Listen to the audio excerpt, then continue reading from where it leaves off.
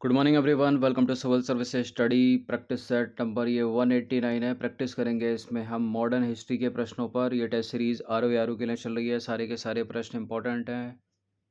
इस test series की playlist बना रखी है, वहाँ पर आप टेस्ट नंबर 1 से लेकर 189 तक पहुँच सकते हैं। डिस्क्रिप्शन बॉक्स में उसका लिंक है। तो चलिए स्टार्ट करते हैं। तो क्वेश्चन नंबर 1 है, निम्नलिखित में से किस अधिनियम में कांग्रेस ने पहली बार भारतीय रियासतों के प्रति अपनी नीति घोषित की थी, जो रजवाड़े थे उस समय? नागपुर अधिवेशन 1920, सूरत अधिवेशन 1907, कानपुर अधिवेशन 1925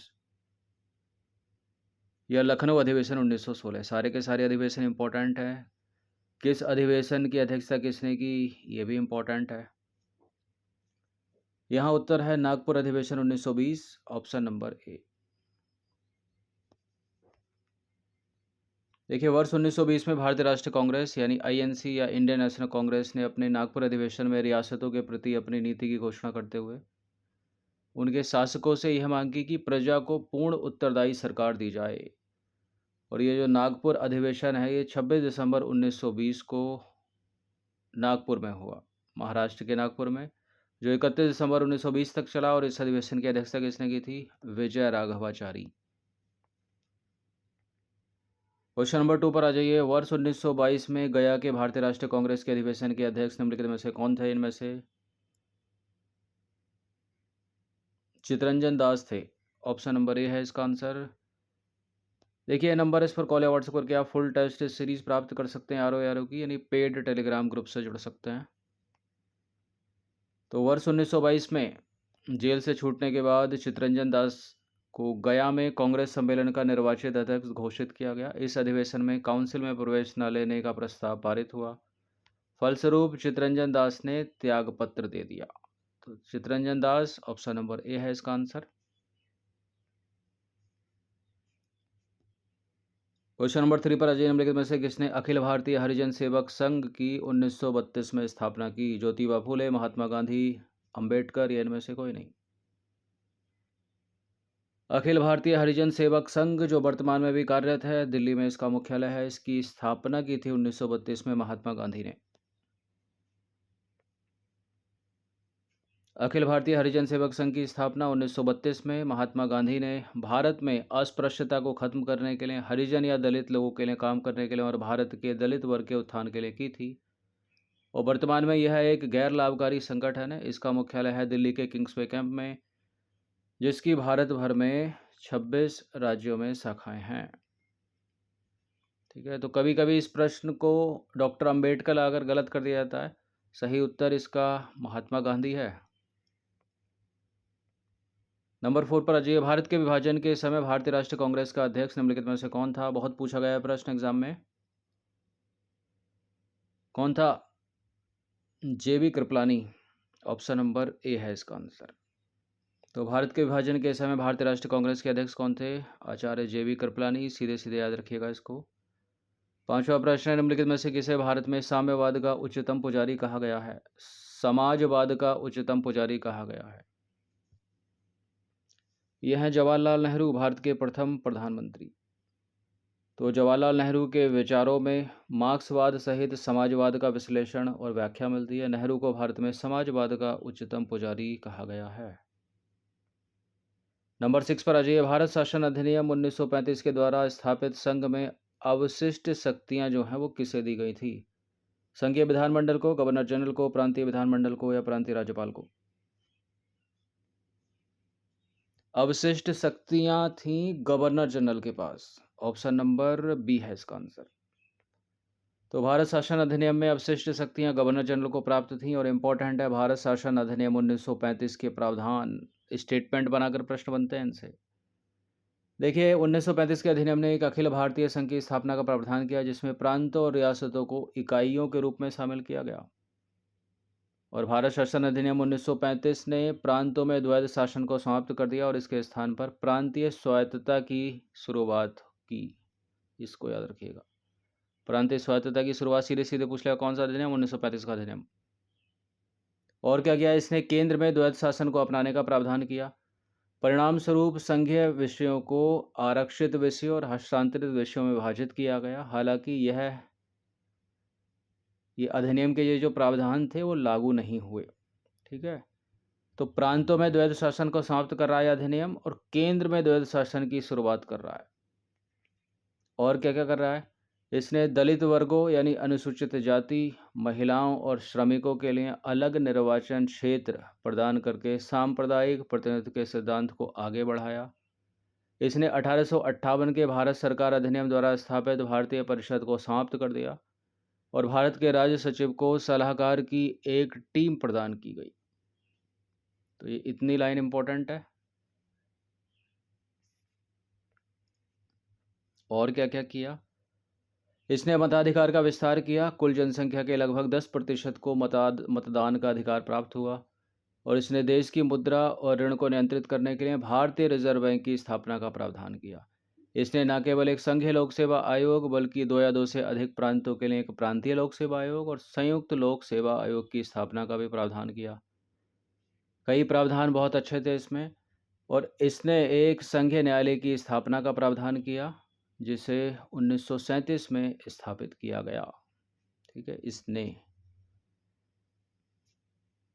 तो कई प्रावधान बढ़िया थे इस अधिनियम में। ठीक है, लेकिन फिर भी भारतीय नेता इस अधिनियम का विरोध कर रहे थे।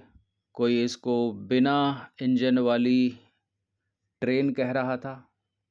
ठीक है, कोई बिना ब्रेक की कार।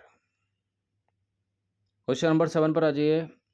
यह किसने कहा, मुझे इस आरोप के संबंध में कोई क्षमा नहीं मांगनी है कि संविधान के प्रारूप में गवर्नमेंट ऑफ इंडिया एक्ट 1935 के एक बड़े भाग को पुनः उत्पादित कर दिया गया है।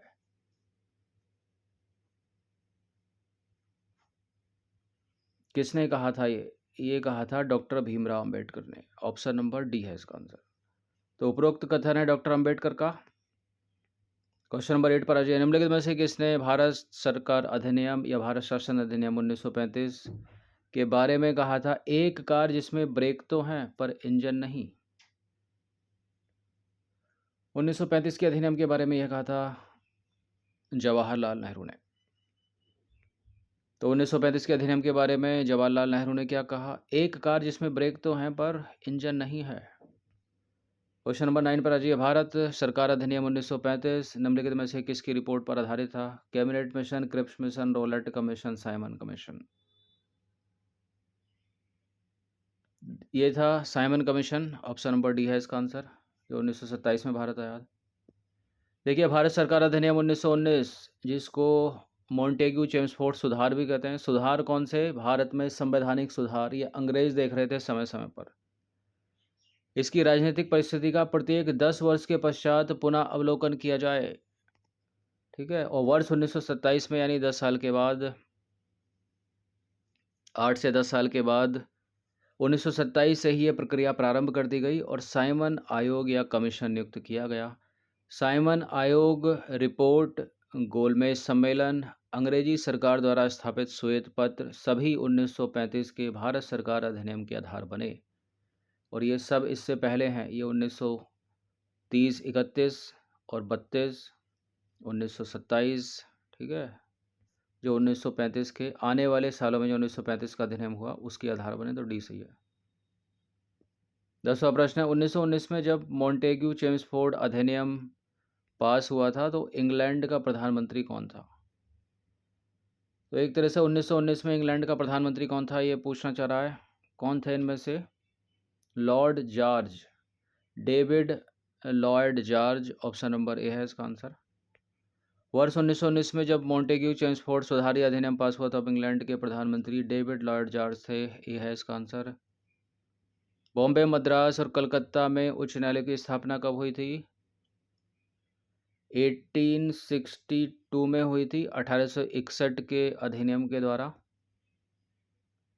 बॉम्बे, मद्रास, कलकत्ता में उच्च न्यायालय की स्थापना ब्रिटिश संसद के द्वारा पारित 1861 के भारतीय उच्च न्यायालय अधिनियम के तहत कब की गई, 1862 में की गई, 1862 में।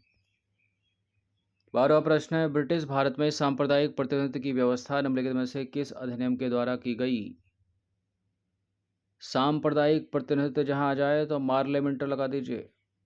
ऑप्शन नंबर बी 1909 का अधिनियम।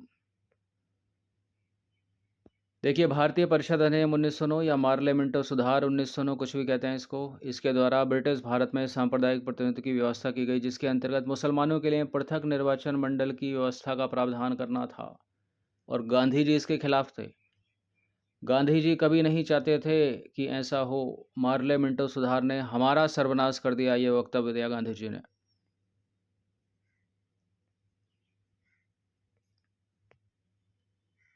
अब आ जाइए 13, क्वेश्चन नंबर 13। भारत का शासन ईस्ट इंडिया कंपनी से क्राउन को स्थानांतरित किया गया कब?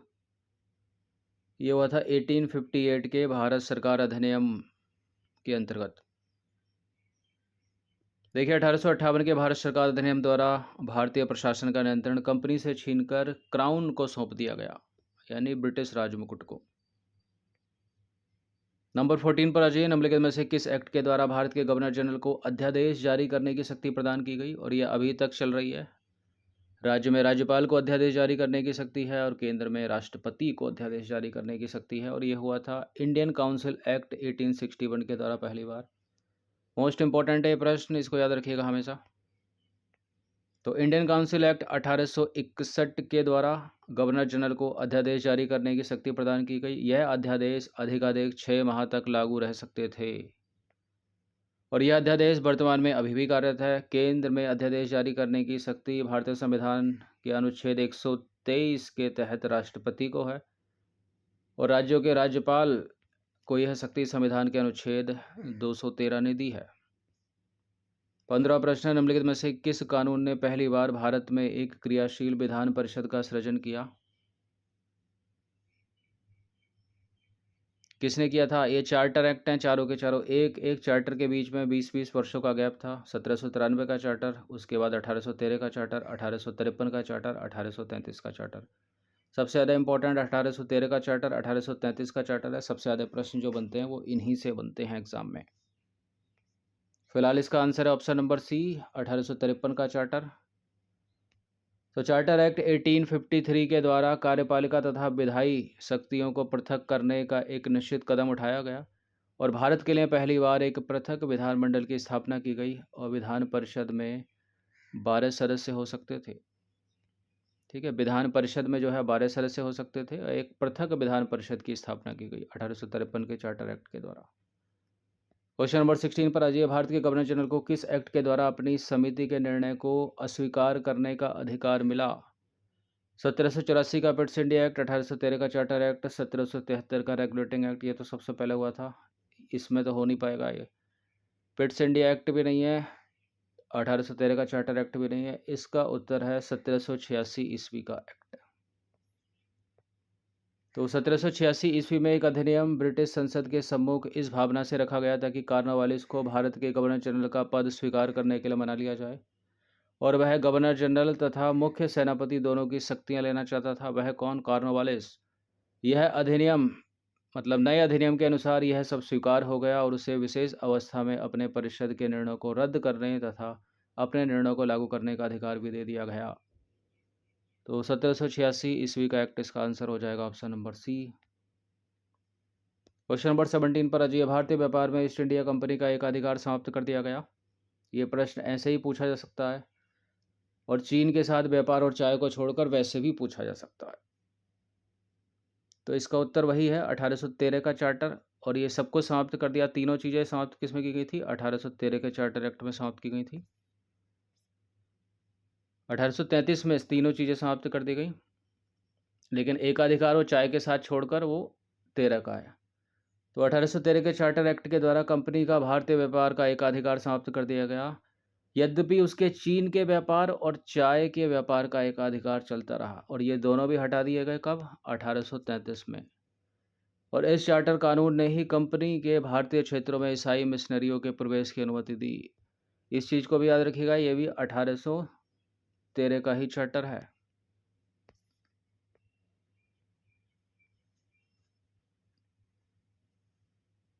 क्वेश्चन नंबर 18 पर अजय निम्नलिखित में से किसने कहा था कि ब्रिटिश शासन की सबसे अच्छी महत्वपूर्ण उपलब्धि भारत का एकीकरण था? यानी अंग्रेजों का सबसे महत्वपूर्ण उपलब्धि कौन सी? भारत का एकीकरण, जो कभी हुआ ही नहीं। इस चीज़ को के.एम. पणिक्कर समझ ही नहीं पाए। ठीक है। अंग्रेजों ने तो फूट डालो और राज करो की नीति अपनाई, भारत के टुकड़े करके चले गए जातियों में, संप्रदाय में। ठीक है, ए है इसका आंसर। ये एकीकरण देखने को मिला तो भारतीय राष्ट्रीय आंदोलन के टाइम कुछ वर्षों के लिए मिला। ठीक है, तो ब्रिटिश राज में भारत के एकीकरण पर के एम पणिक्कर ने कहा कि ब्रिटिश शासन की सबसे महत्वपूर्ण उपलब्धि भारत का एकीकरण था। तो के एम पणिक्कर का नाम याद रखिएगा इस लाइन के लिए। क्वेश्चन नंबर 19 पर आ जाइए। स्वतंत्र भारत के प्रथम विधि मंत्री या कानून मंत्री निम्नलिखित में से कौन थे?